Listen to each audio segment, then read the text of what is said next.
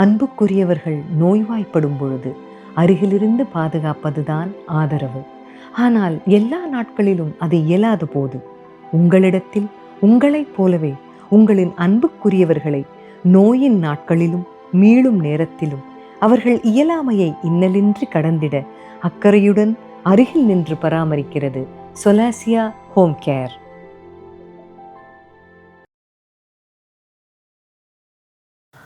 Cecil and இவால் நேயர்களுக்கு 2026 ஆங்கில புத்தாண்டு நல்வாழ்த்துக்கள். பேங்க்கில் பணம் சேர்க்குறோமோ இல்லையோ, நம்ம ஃபோனில் கேலரியில் இமேஜஸ் சேர்க்குறதுங்கிறது மிகப்பெரிய இன்ட்ரெஸ்ட். நிறைய பேருக்கு அது ஒரு அலாதி பிரியம். ஆண்களாக இருந்தால் அவங்க வேலை பார்க்குற இடத்துல அந்த சைட்டுக்கு போனேன் இந்த சைட்டுக்கு போனேன்னு சொல்லி ஃபோட்டோஸ் எடுத்து ஸ்டோர் பண்ணிப்பாங்க. நம்ம பெண்கள் இருக்கமே, நம்மளுடைய இன்ட்ரெஸ்ட் ரொம்ப அலாதி. அதுவும் இந்த இமேஜஸ் சேர்க்கறதுல எதை தான் ஃபோட்டோ எடுத்துக்கிறதுன்னு இல்லாமல் ரொம்ப ஆசையாக எதை பார்த்தாலும் ஃபோட்டோ எடுப்போம். போய்கிட்டே இருப்போம். அந்த மரத்து மேலே பாரு, ஒரு பறவை எவ்வளோ அழகாக உட்காந்துருக்கு, உடனே அதை ஒரு ஃபோட்டோ எடுத்துடணும். முடிஞ்சால் நிறைய பேருக்கு ஷேர் பண்ணுவோம். ஆனால் அதை ஃபோட்டோவாக எடுத்து வச்சுக்கணும். வாக்கிங் போகும்போது ஒரு காரில் ஒரு பூனைக்குட்டி கார் மேலே அப்படி சுருண்டு தூங்கிக்கிட்டு இருக்குன்னா அதை ஒரு ஃபோட்டோ எடுத்துடணும். புதுசாக ஒரு பூ பூத்துருக்கா அதை ஒரு ஃபோட்டோ எடுத்துடணும். ஒரு காய் காய்ச்சதை பார்த்தோமா வேற ஒரு மாதிரி, இந்த பூவே வேற கலராக இருக்கே, இதை ஒரு ஃபோட்டோ எடுத்துடணும். ஒன்றும் இல்லைங்க, பூரி சுடுவோம் பாருங்கள், அது எண்ணெயில் உப்பிக்கிட்டு வரும். இப்படி உப்பிக்கிட்டு வந்ததே இல்லை, அதை ஒரு ஃபோட்டோ எடுத்து அனுப்பிச்சிடணும். குழிப்பணியாரம் பண்ணாலும் ஃபோட்டோ, குழா புட்டு பண்ணாலும் ஃபோட்டோ, எல்லாத்தையும் எடுத்துரும். இப்போ நம்ம ஒரு ஷாப்பிங்கே போகிறோன்னு வச்சுக்கோங்களேன், இந்த கடையில் ஷாப்பிங் பண்ணேன், அதை ஒரு ஃபோட்டோ எடுத்து வச்சுப்போம். இந்த புடவையில் நான் எப்படி இருக்கேன், அதில் எப்படி இருக்கேன். ஜிம்மில் சேர்ந்துட்டா கேட்கவே வேண்டாம், தினம் ஃபோட்டோ. வெயிட் குறைஞ்சிருக்கான்னு இப்படி திரும்பி ஒரு ஃபோட்டோ, அப்படி திரும்பி ஒரு ஃபோட்டோன்னு அதை ஒரு ஆல்பமாக ஸ்டோர் பண்ணி நாம் வச்சுருப்போம்.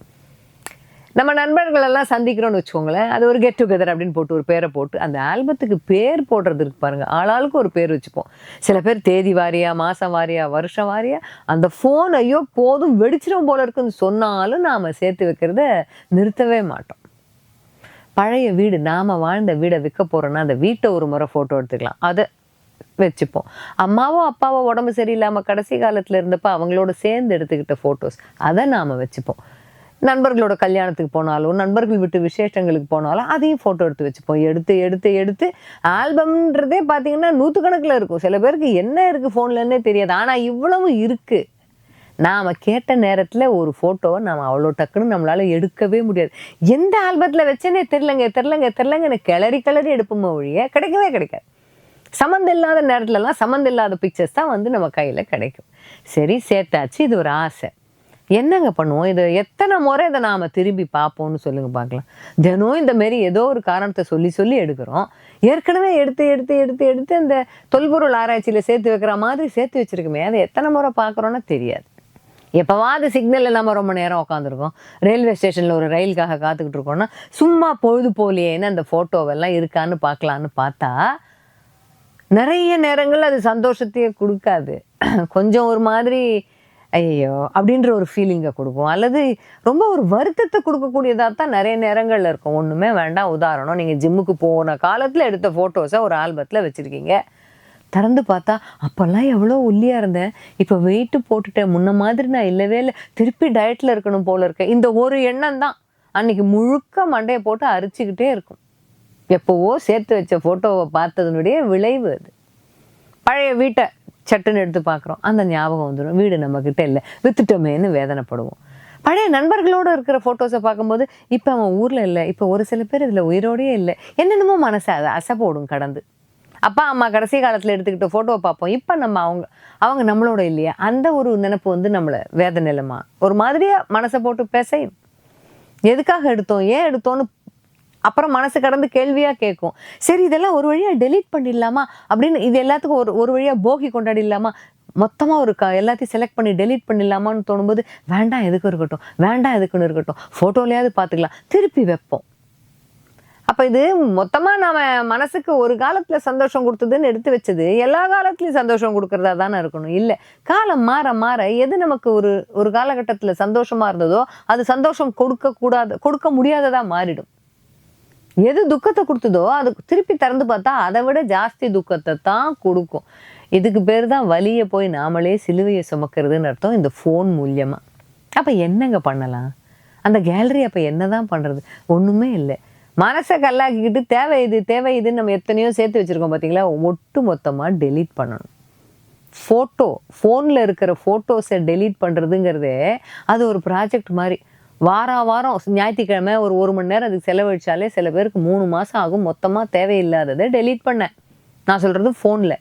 அப்போ மனசுங்கிற கேலரிக்குள்ளே இந்த மாதிரி நாம் எத்தனையோ விஷயம் வச்சுருக்கோம்.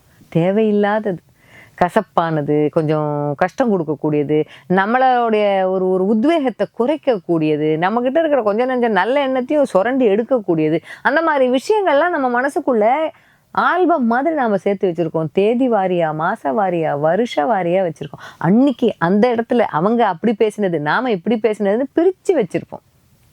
போகிற இடத்துலலாம் மனசில் அதை தூக்கிட்டு போகிறோம். எவ்வளோ பெரிய பாரம் தெரியுமா அது? அப்போ நாம் எல்லாருமே தினம் சிலுவையை தான் சுமந்துக்கிட்டு இருக்கோம். இது எதுக்கு இதை நாம் பண்ணணும்? 2026 இன்னைக்கு பிறந்தாச்சு. அப்போ இன்னைக்கு நாம் செய்ய வேண்டிய முதல் வேலை என்ன தெரியுமா?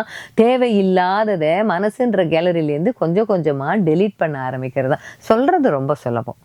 வீடியோக்காக ஒரு மெசேஜ் போட்டு பேசும்போது அது ரொம்ப சுலபமாக இருக்குன்னு எல்லாருமே சொல்கிறது தான். ஆனால் ஒரு புத்தாண்டுக்கு நாம் ஒரு ரெசல்யூஷன் எடுப்போம்ல, நியூ இயருக்கு நீங்கள் என்னங்க சபதம் எடுத்திருக்கீங்க அப்படின்னு கேட்டால், தேவையில்லாத விஷயங்களை முதல்ல மனசுலேருந்து எடுத்துடணும். அதுதான் நாம் எல்லாருமே எடுக்கக்கூடிய ஒரு ரெசல்யூஷன். அது நல்லது கிடையாது.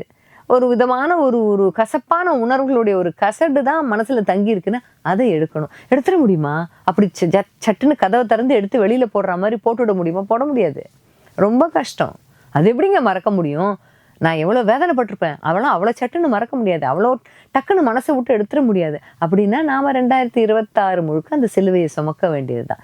புதுசாக ரெசல்யூஷன்லாம் அப்புறம் எடுத்து எதுவும் நடக்காது. ஏற்கனவே தேவையில்லாத பாரம் மனசை அழுத்திக்கிட்டே இருக்கும்போது புதுசாக ஒரு சபதத்தை எடுத்து நாம் எப்படி அதை நோக்கி ஓட முடியும்? ஒரு விஷயத்தை நோக்கி நாம் ஓடணும்னா முதல்ல நம்ம மனசில் கனம் இருக்கக்கூடாது. மனசு லகுவாக இருக்கணும். அதுக்கு தான் சொல்கிறேன், புத்தாண்டு பிறந்தாச்சு, இன்னிலிருந்தாவது மனசில் தேவையில்லாத எண்ணங்களை நாம் எல்லாரும் சேர்ந்து கொஞ்சம் கொஞ்சமாக டெலீட் பண்ண ஆரம்பித்தோம்னா ஒரு 6 மாதத்துக்குள்ளே மனசு கொஞ்சம் லகுவாயிடும். அப்புறம் மீதி இருக்கிற 6 மாதத்தை இன்னும் சந்தோஷமாகவே நாம் கடந்து போயிடலாம். அப்படி தேவையில்லாததை எடுக்க ஆரம்பிச்சிட்டோன்னு வச்சுக்கோங்களேன், இன்றைக்கி மட்டும் கிடையாது, இந்த வருஷம் முழுக்க ஒரு நாளும் புத்தாண்டு தான். நேற்றைய பொழுது அனுபவம், இன்றைய பொழுது நிச்சயம், நாளைய பொழுது நம்பிக்கை. நம்பிக்கையோடு இருங்கள்.